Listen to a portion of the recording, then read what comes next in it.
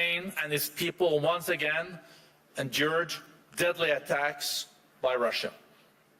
We are approaching 4 years since the beginning of the full-scale invasion of Ukraine, the largest European conflict since World War II. Mr. President, you have led your country through one of the most consequential periods in modern European history. Under extraordinary circumstances, Ukraine continues to defend its sovereignty, its democracy, and its people, while engaging the international community on questions that extend far beyond its borders. The future of security in Europe, the resilience of democratic societies, the state of the rules-based international order, and the cost of inaction in the face of aggression. In recent months, the United States has taken a central role in advancing diplomatic efforts aimed at ending the war, working closely with Kiev and European partners. These efforts have resulted in a comprehensive 20-point peace plan aimed at laying the foundation for a just and lasting peace. And I know that President Zelensky just met with President Trump, and I hope that was a very, very good meeting. These efforts, as I mentioned, reflect the sustained push grounded in shared values and strategic cooperation to reach a negotiated resolution that respects Ukraine's territorial integrity and long-term security. It's in this spirit of cooperation and with the urgency for peace that we welcome today a leader whose courage and commitment continue to shape the world, continues to shape the path forward. I think you see, Mr. President, that we're all ready for your speech and that you also chose to come here in Davos during a very difficult time for you and your people. Welcome, Mr. President.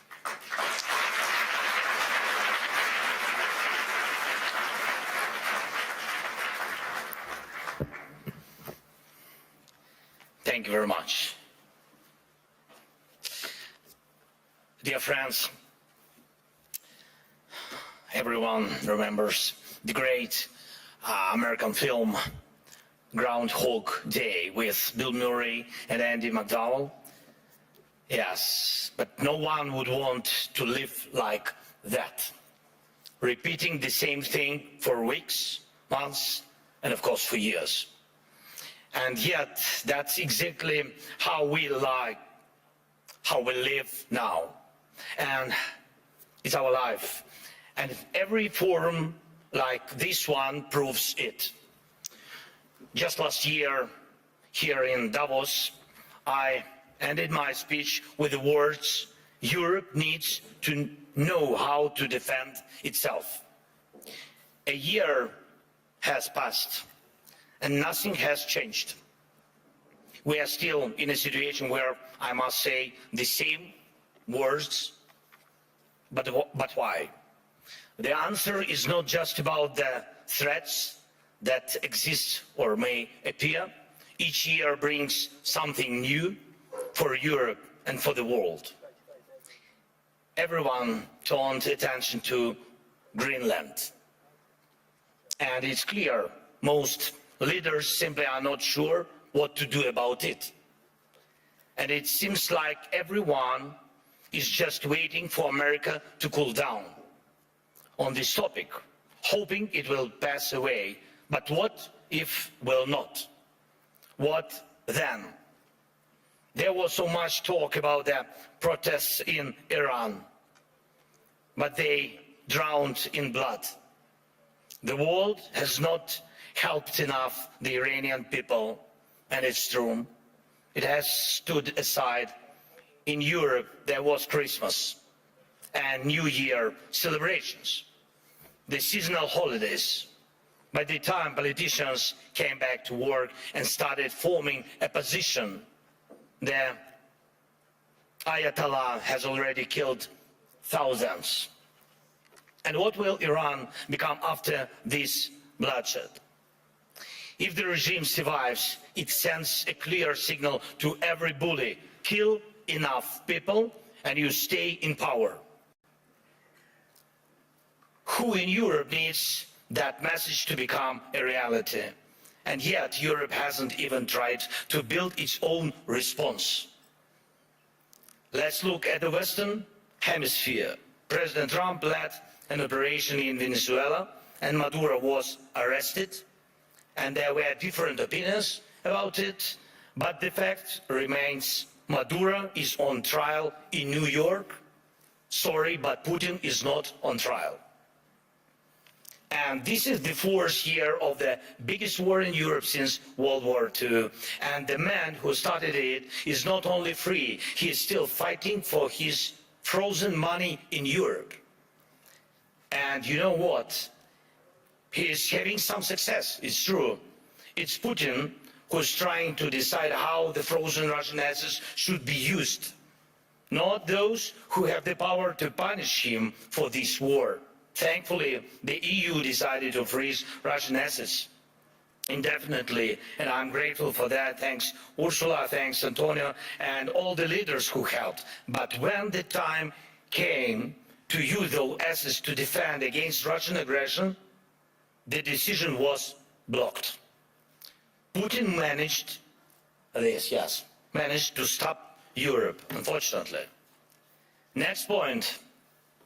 Because of the America's position, people are now avoiding the topic of the International Criminal Court. And that's understandable. It's American historical position. But at the same time, there is still no real progress on establishing a special tribunal for Russian aggression against Ukraine, against the Ukrainian people. And we have an agreement, it's true. Many meetings have taken place, but still Europe hasn't reached even the point of having a home for the tribunal with staff and actual work happening inside. What's missing? Time or political will. Too often in Europe, something else is always more urgent than justice.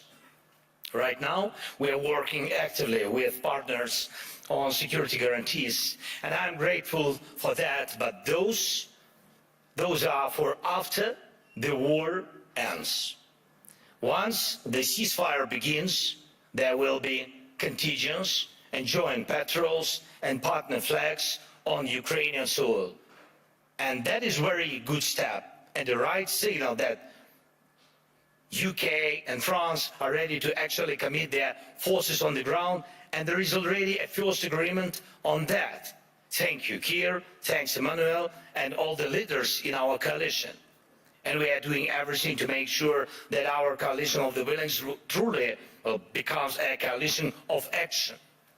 And again, everyone is very positive, but, always but the backstop of President Trump is needed.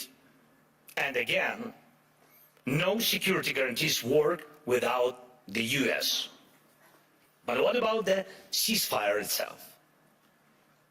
Who can help make it happen? Europe loves to discuss the future, but avoids taking action today, action that defines what kind of future we will have. That is the problem. Why can President Trump stop tankers from the Shadow Fleet and seize oil, but Europe doesn't? Russian oil is being transported right along European shores.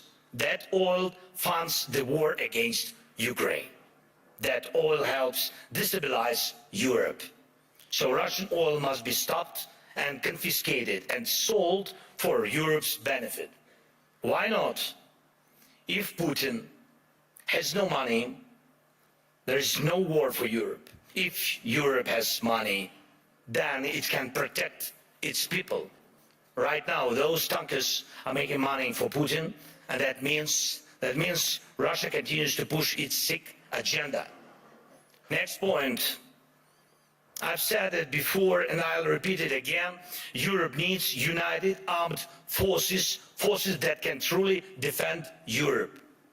Today, Europe relies only on the belief that if danger comes, NATO will act.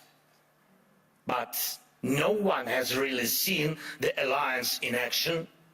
If Putin decides to take Lithuania or strike Poland, who will respond? Who will respond?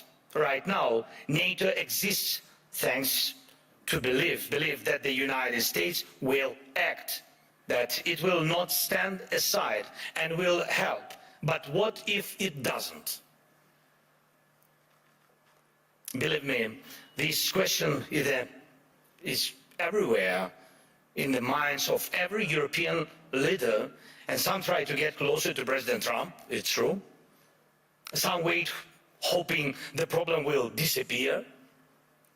Some have started acting, investing in weapons production and etc., building partnerships, getting public support for higher defense spending. But let's remember, until America pressured Europe to spend more on defense, most countries were not even trying to reach 5% of GDP, the minimum needed to ensure security. Europe needs to know how to defend itself. And if you send 30 or 40 soldiers to Greenland, what is that for? What message does it send? What's the message to Putin, to China? And even more importantly, what message does it send to Denmark? The most important, your close ally. You either declare that European bases will protect the region from Russia and China and establish those bases, or you risk not being taken seriously because 30 or 40 soldiers will not protect anything. And we know what to do. If Russian warships are sailing freely around Greenland, Ukraine can help. We have the expertise and weapons to ensure not one of those ships remains. They can sink near Greenland just as they do near Crimea. No problem, we have the tools and we have people. For us, the sea is not the first line of defense, so we can take actions and we know how to fight there if we were asked and if Ukraine were in NATO. But we are not. We will solve this problem with the Russian ships. As for Iran, everyone is waiting to see what America will do. And the world offers nothing, Europe offers nothing, and doesn't not want to enter this issue as a supporter of the Iranian people and the democracy they need. But when you refuse to help a people fighting for freedom, the consequences return, and they are always negative. Belarus in 2020 is the example. No one helped their people, and now Russian or ethnic missiles are deployed in Belarus within range of most European capitals. That would not have happened if the Belarusian people had won in 2020. And we have told our European partners multiple times, act now. Act now against those missiles in Belarus. Missiles are never just decoration, but Europe still remains in Greenland mode. Maybe someday someone will do something. The issue of Russian oil is the same. It's good that many sanctions exist. Russian oil is getting cheaper, but the flow has not stopped. And Russian companies that fund Putin's war machine are still working. And that will not change. That will not change without more sanctions. And we are grateful for all the pressure put on the aggressor. But let's be honest.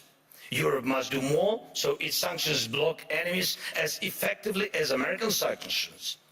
Why is that important? Because if Europe is not seen as a global force, if its actions don't scare bad actors, then Europe will always be reacting, catching up with new dangers and attacks. We all see that the forces trying to destroy Europe do not face a single day. They operate freely, even operate inside Europe. Every victor who lives off European money while trying to sell out European interests deserves a smack upside the head. And if he feels comfortable in Moscow, it doesn't mean we should let European capitals become little Moscows. We must remember what separates Russia from all of us. The most fundamental line of conflict between Russia and Ukraine and all of Europe is this: Russia fights to devalue people, to make sure that when dictators want to destroy someone, they can. But they must lose power, not gain it. For example, Russia's missiles are produced only because there are ways to bypass sanctions. It's true. Everyone sees how Russia tries to freeze Ukrainians. Now, our people, Ukrainians to death at minus 20 degrees Celsius. But Russia couldn't build any ballistic or cruise missiles without critical components from other countries, and it's not just China. Too often people hide behind the excuse that China helps Russia. Yes, it does. But not only China. Russia gets components from companies in Europe, the United States, and Taiwan.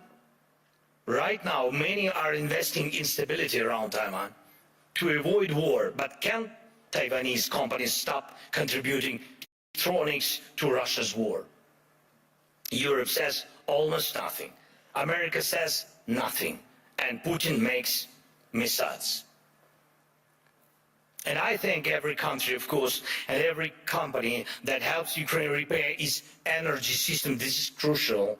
Thank you to all who support the Pearl program, helping us buy Patriot missiles. But wouldn't it be cheaper and easier to just cut Russia off from the components it needs for missiles production? Or even destroy the factories making them? Last year, most of the time was spent talking about long-range weapons for Ukraine. And everybody said that the solution was within range. Now, no one is even talking about it. But Russian missiles and Shaheeds are still here. And we still have the coordinates of the factories where they are made. Today, they target Ukraine. Tomorrow, it could be any NATO country. And here in Europe, we are advised not to mention tomahawks. Not to mention tomahawks to the Americans, not to spoil the mood. And we are told not to bring up Taurus missiles. When the subject is Turkey, diplomats say don't offend Greece. When it's Greece, they say be careful with Turkey. In Europe, there are endless internal arguments and things left unsaid that stop Europe from uniting and speaking honestly enough to find real solutions. And too often, Europeans turn against each other, leaders, parties, movements, and communities, instead of standing together to stop Russia, which brings the same destruction to everyone. Instead of becoming a truly global power, Europe remains a beautiful but fragmented kaleidoscope of small and middle powers. Instead of taking the lead in defending freedom worldwide, especially when America's focus shifts elsewhere, Europe looks lost, trying to convince the US president to change. But he will not change. President Trump loves who he is, and he says he loves Europe, but he will not listen to this kind of Europe. One of the biggest problems in today's Europe though it's not often talked about, is the mindset. Some European leaders are from Europe, but not always for Europe. And Europe still feels more like a geography, history, a tradition, not a real political force, not a great power. Some Europeans are really strong, it's true. But many say we must stand strong, and they always want someone else to tell them how long they need to stand strong, preferably until the next election. But that's not how great power works, to my mind.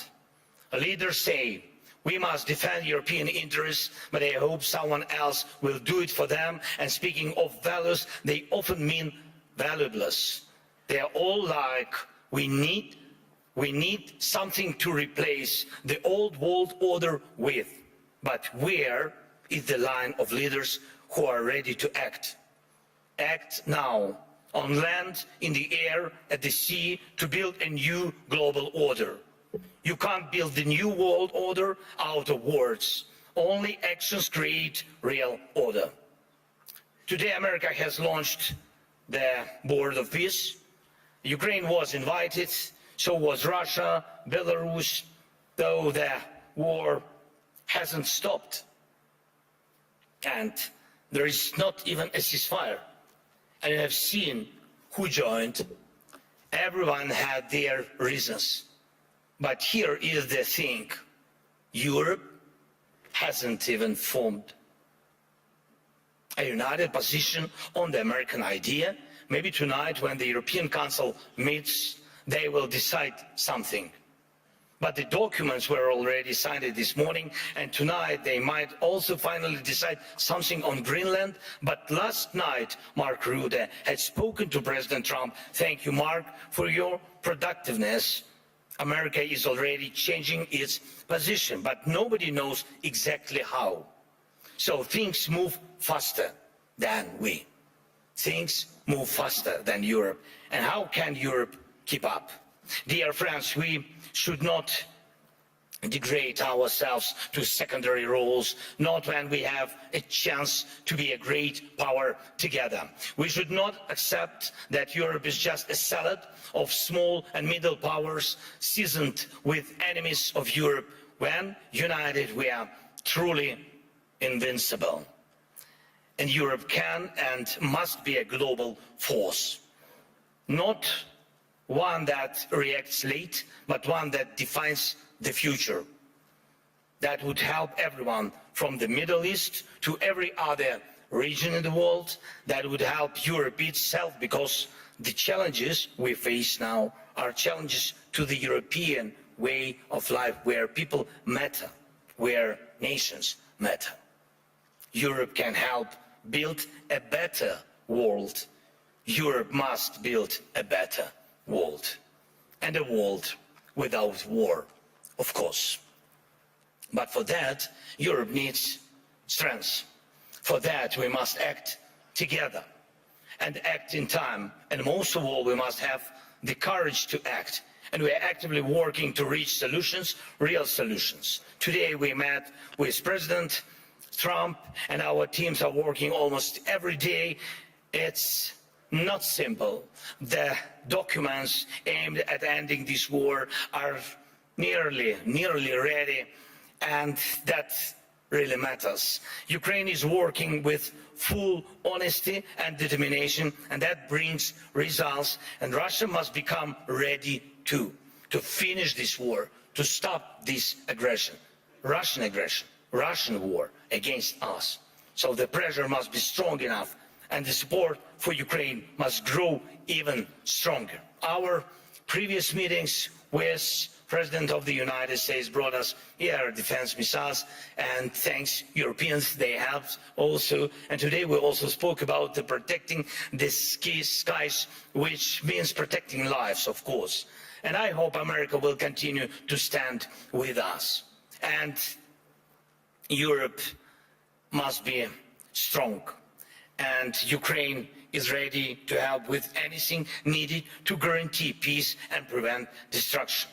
We are ready to help others become stronger than they are now. We are ready to be part of a Europe that truly matters, a Europe of real power, great power. Today we need that power to protect our own independence.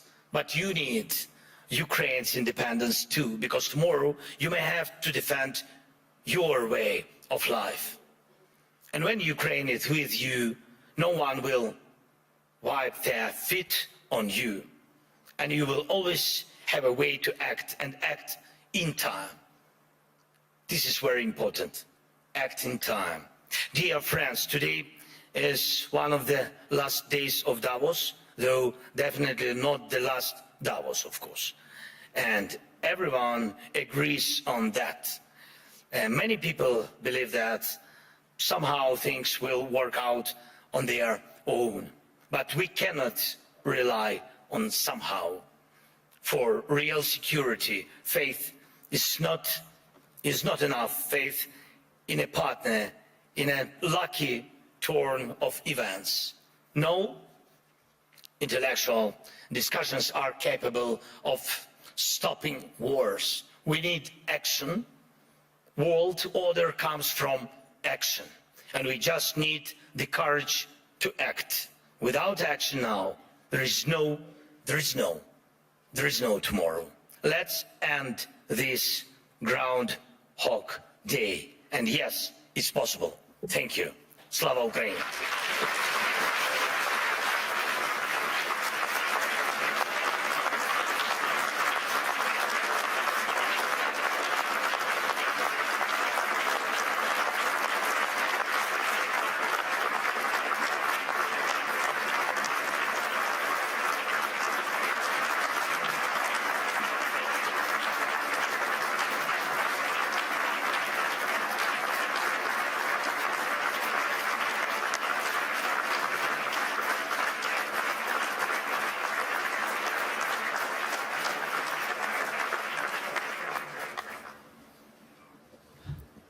The President wanted me to sit, but I think you deserved every part of that standing ovation. Thank you so much. Mr. President.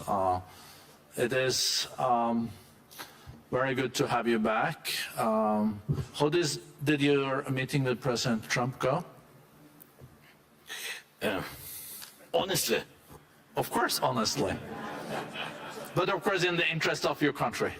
yes, it was in the interest of my country. Yeah, the meeting was, I I would think, never question that. no, the meeting was good, thanks to President, and thank you that he found time for us. And it's really, you know, today I saw like my team, and they spoke with American team. And before my meeting with President Trump, my team spent a lot of time with Americans. And even I wanted to ask President Trump to give them American passports, because I think that they, yes, really spend a lot of time. But be honest, I think that the meeting is very important. We need in our boat, I hope this is the boat, this is ship to peace. And we need very much to have the United States. For the future, for security guarantees, we understand that Europe has to be more stronger, but Europe will need time.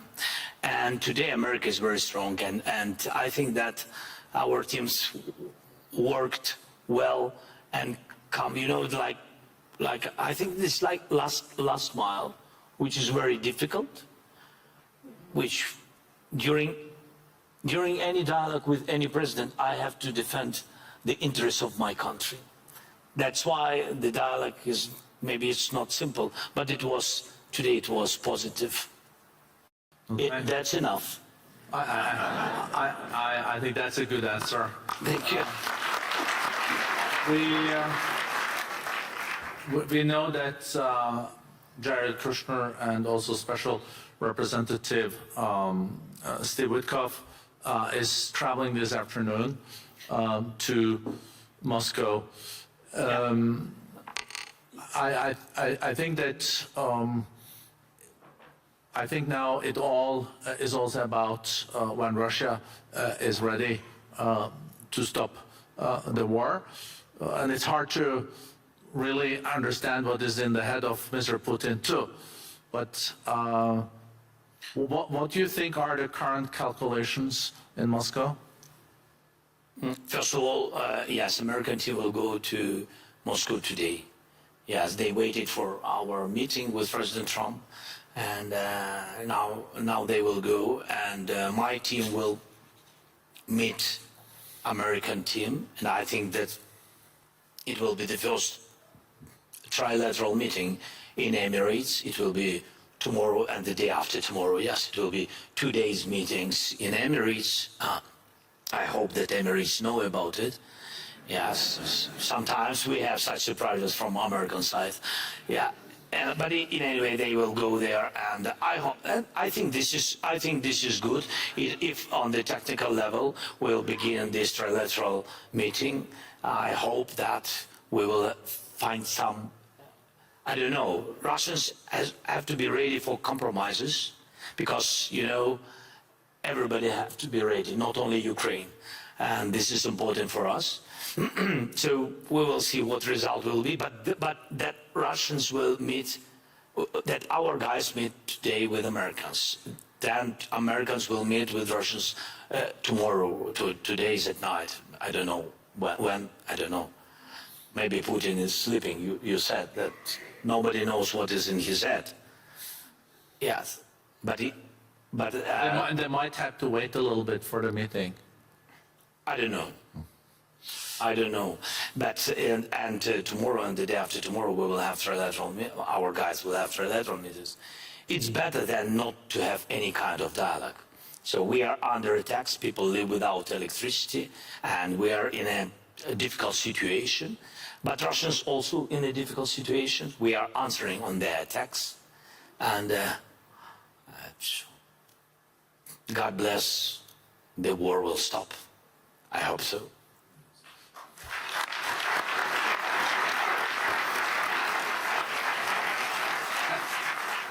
And what is now the most difficult part for Ukraine? We know it's attack on your whole energy system and electricity, but then there are also the casualties on the borders. So the humanitarian situation is more challenging